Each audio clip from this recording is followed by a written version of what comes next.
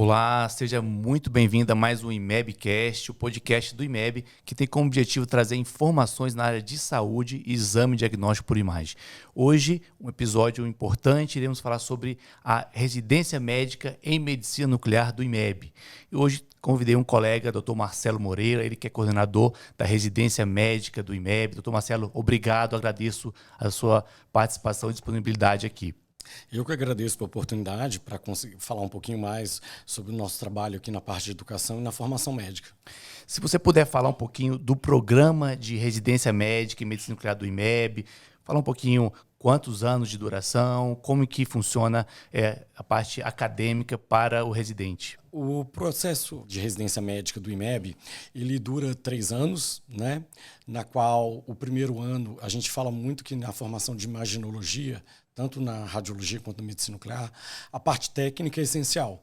Então, o primeiro ano é muito focado nos protocolos, parte de aquisição, processamento de imagem, para que cirurgias radioguiadas também, para que no segundo ano esse residente comece, no final do primeiro para o segundo, ele comece a elaborar laudos e ter contatos com processos de terapia mais sutis.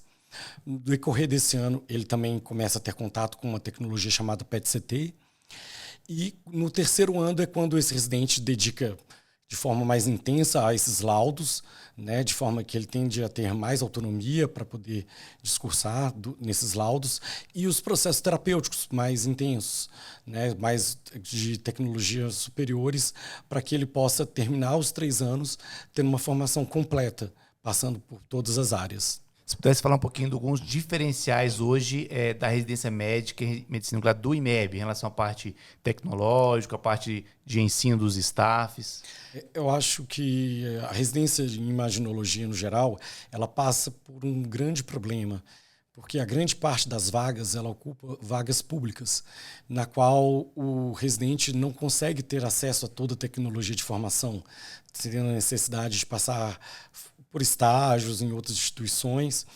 O IMEB é uma das poucas instituições que consegue abranger toda a formação na própria instituição.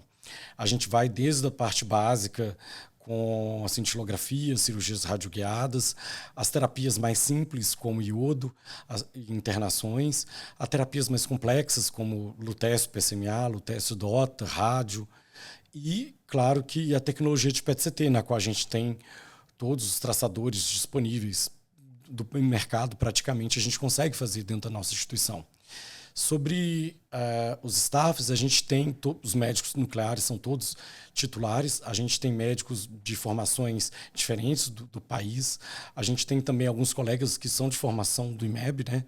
O IMEB tem um histórico antigo de formação, ele tem mais de 15 anos, então a gente tem colegas que formaram conosco e que viraram colegas, tiveram o prazer de continuar com a gente na equipe.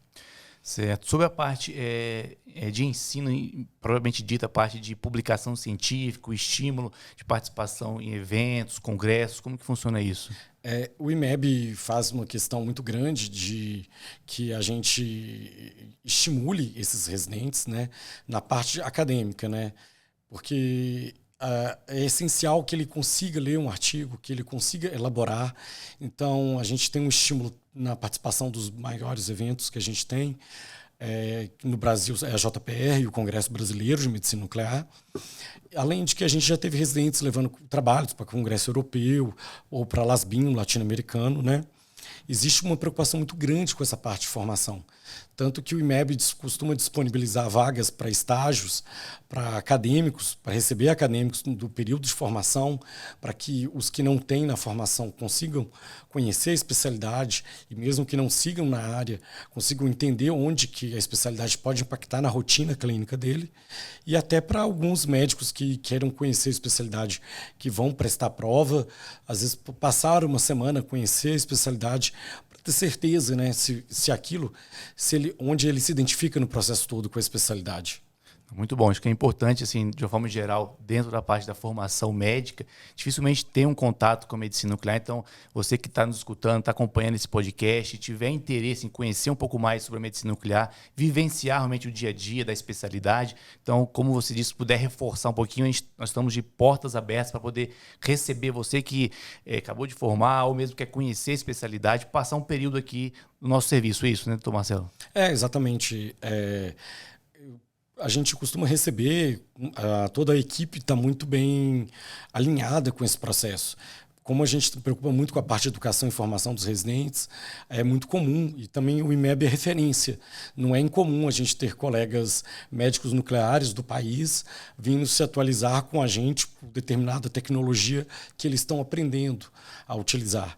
Então, a gente está de portas abertas, a gente se preocupa muito com a parte educacional e formação.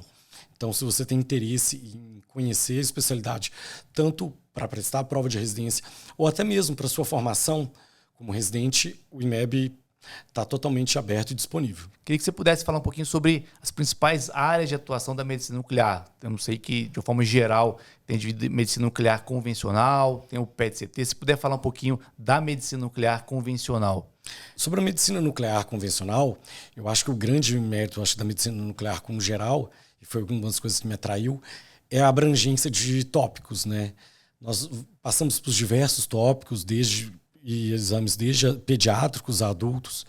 Então, citando por cima, entre as principais, na parte de endocrinologia, a gente trabalha com cintilografia, tireoide, as doenças tireoidianas benignas, o carcinoma diferenciado da tireoide, ao mesmo tempo que a gente vai para a parte de gênito urinário, avaliação de processos obstrutivos, refluxo vésico-ureteral, cai na parte gastrointestinal, com avaliação de esvaziamento gástrico, trânsito colônico, que inclusive a gente é uma das referências em realização do procedimento. Conseguimos sentar na mesa com o cardiologista para discutir a doença coronariana. Então, a cintilografia miocárdica, que é um dos carros-chefes, coloca a gente num papel de atuação muito decisivo desses pacientes. E a gente passa ainda pela parte de cintilografia óssea, na qual a gente faz o estadiamento, reavaliação de pacientes oncológicos e pacientes com problemas osteoarticulares, chegando também na parte neurológica, na qual a gente faz a avaliação das síndromes parkinsonianas e algumas demências, sobretudo a doença de Alzheimer. Então, acaba que com a cintilografia, que é a medicina nuclear convencional, a gente tem uma área de atuação bem extensa, passando por diversos tópicos da medicina. Como você disse, assim, realmente é uma gama de utilidades em diferentes especialidades médicas. Às vezes, muitas pessoas não têm essa noção do papel da medicina nuclear nessas diferentes especialidades, como você disse, cardiologia, pediatria, nefro, urologia, na parte da oncologia. Então, muito bom. Sobre a parte já do PET-CT, hoje realmente tem aumentado bastante assim, o volume de pacientes com o PET-CT, a pesquisa, realmente pessoas estudando a parte do PET. Se puder falar um pouquinho da medicina nuclear dentro do PET-CT.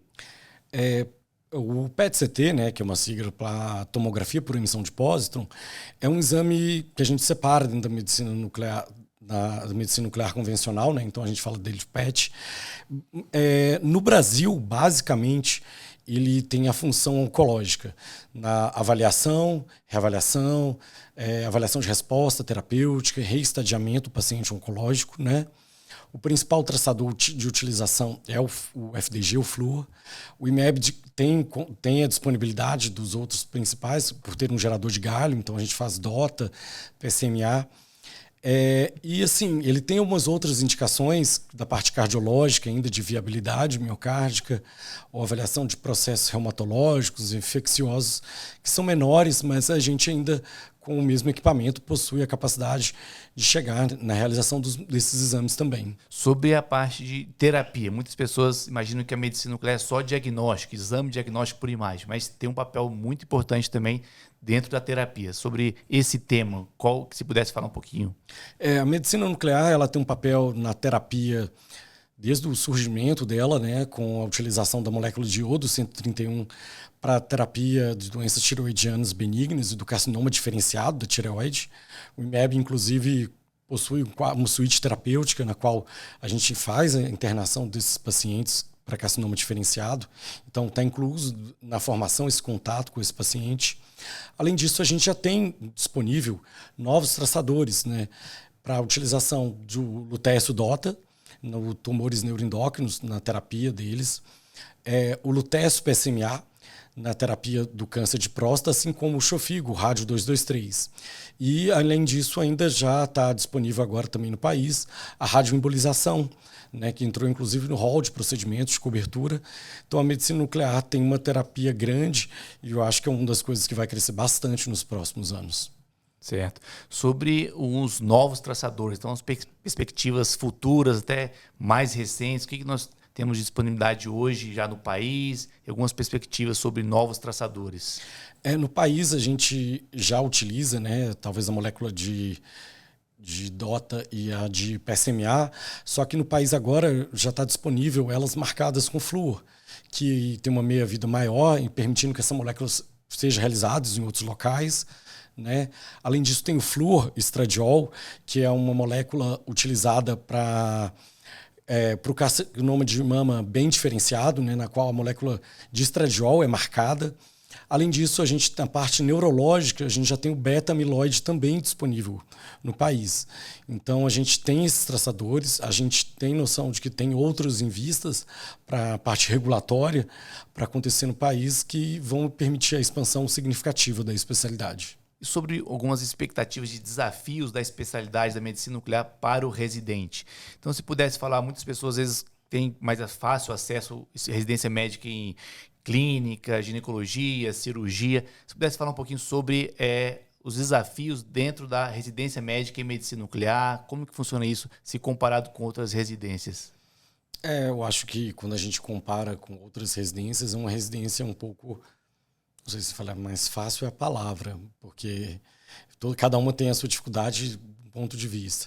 Mas do ponto de vista de plantões noturnos, ou até exames emergenciais, como a radiologia tem, que não é uma grande realidade na medicina nuclear, são muito poucos os centros que fazem algum ou outro exame de emergência na medicina nuclear.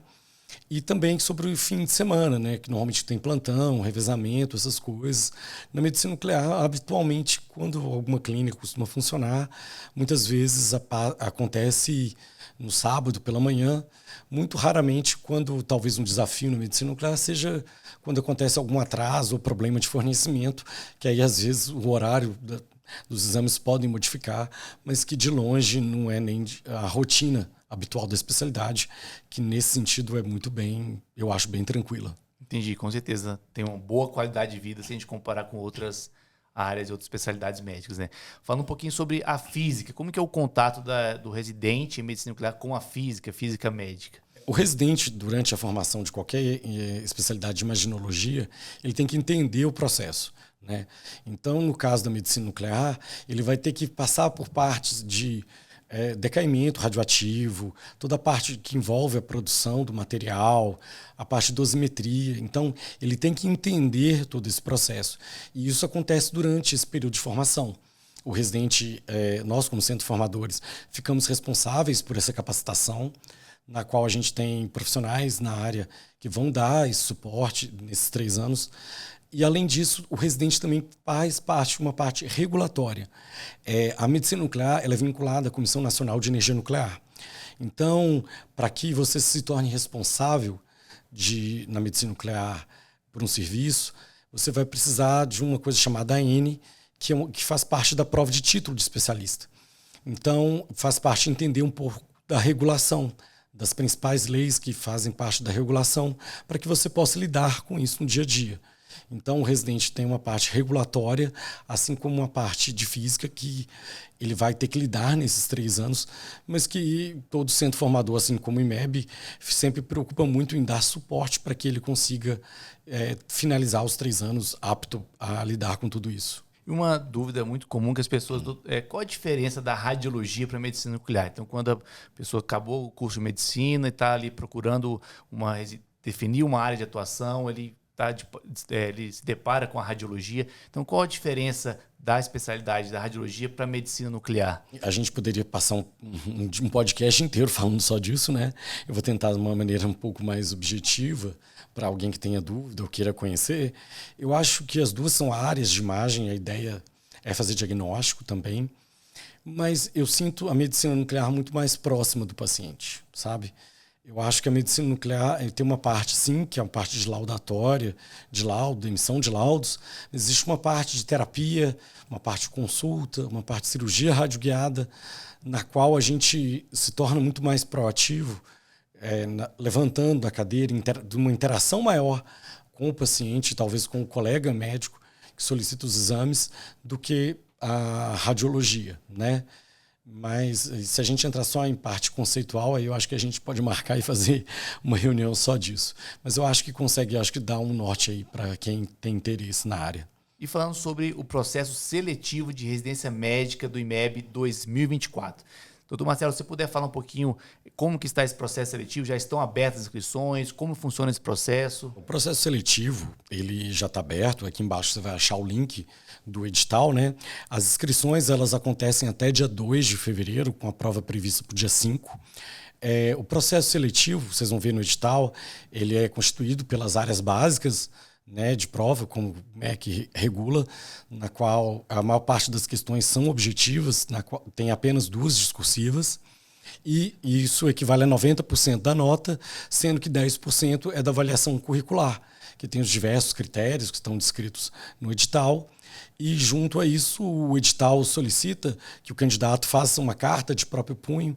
E o ideal dessa carta é para que o candidato tenha a oportunidade de contar um pouco dessa formação, desse currículo, para que a gente possa entender e permitir que ele se expresse um pouco mais nesse currículo dele. Nesse ano, em 2024, quantas vagas estão disponíveis para o R1? Em 2024, a gente estamos abrindo 4 vagas. São 4 vagas anuais, né, que a gente faz durante esse processo de formação. Então, esse ano vamos realmente manter essas 4, e são 4 vagas que vão estar abertas. E para pessoas que querem ter interesse realmente participar, eu sei que já está agora próximo, fevereiro de 2024, como que a pessoa faz para ter acesso ao edital, tirar dúvidas, perguntas, para participar desse processo seletivo? Como eu disse, né, o link do edital está aqui embaixo. Dentro do link tem um e-mail e até um telefone de contato para que vocês consigam tirar alguma dúvida possível do edital, desse processo. Está um pouco em cima, mas se alguém ainda que for próximo, quiser conhecer a instituição, visitá-la e tudo, pode também entrar em contato. A gente está disponível para receber. Na verdade, já é uma rotina da instituição receber pessoas para formação durante a vida acadêmica e até depois. Então, se algum candidato quiser conhecer a instituição para saber como que ela entender um pouco mais da realidade, também pode entrar por esse contato que está disponível no edital e aqui embaixo no link. Muito bom. Então, se você tiver alguma dúvida, alguma pergunta sobre a especialidade, sobre o processo seletivo, como o Dr. Marcelo disse, estamos à disposição para responder, esclarecer qualquer questionamento ou dúvida. Dr. Marcelo, eu agradeço mais uma vez sua participação aqui nesse podcast, ter contribuído falando um pouquinho sobre a especialidade, a residência médica em medicina nuclear. Agradeço mais uma vez a sua disponibilidade. Eu que agradeço pela oportunidade de conseguir falar um pouquinho de uma especialidade que eu amo tanto, né? Então, assim, se você tem interesse para conhecer a especialidade ou na prova de residência, clica aqui embaixo, tem diversos vídeos informando sobre como essa especialidade funciona e também detalhado sobre o nosso edital de 2024. E qualquer dúvida, estamos totalmente disponíveis para esclarecimento, para ajudar no que for preciso. Muito obrigado de novo, Renato. Agradeço a você que está nos escutando, nos acompanhando mais nesse episódio de podcast. Siga nossas redes sociais e também acompanhe esse IMEBcast nas diferentes plataformas digitais. Compartilhe esse material e estamos à disposição. Te espero no próximo episódio do IMEBcast. Um grande abraço.